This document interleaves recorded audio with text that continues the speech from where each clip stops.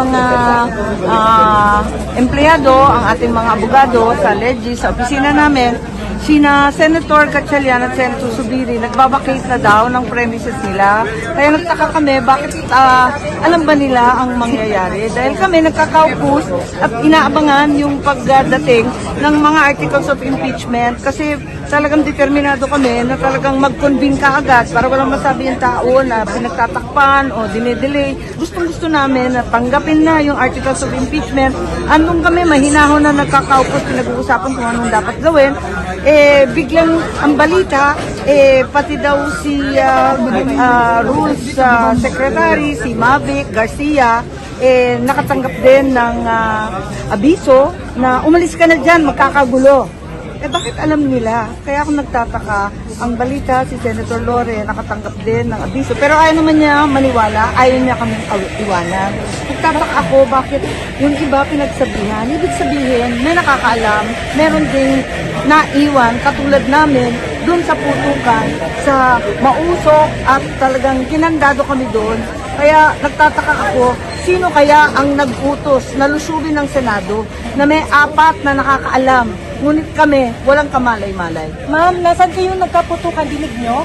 Ang lakas-lakas, nakakatawa nga kasi si Senator Joel. Ako sabi ko, putukan na yan.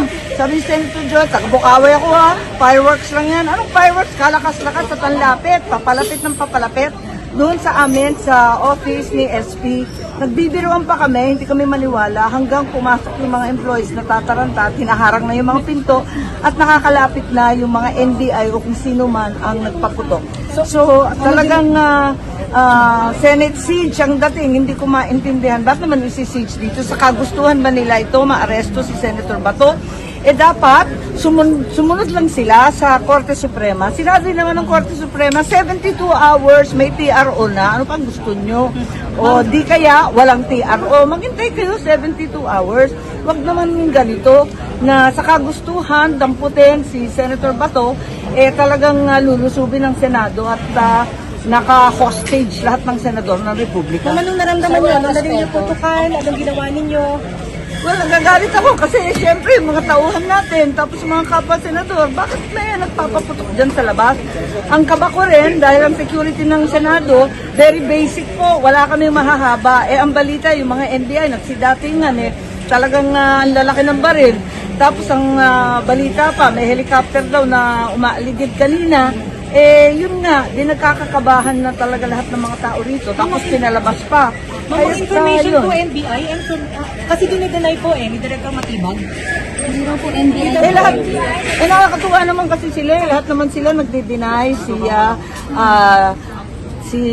sina DILG, dumating pa rito, PNP, dinideny, si Matibag, kahit nakatatak NBI yung mga tao dyan sa papasok ng GSIS, na pilit pang nagdidrill, binubutasan na nila yung pagitan ng GSIS at ng Senado, binubutasan na nila yung pader.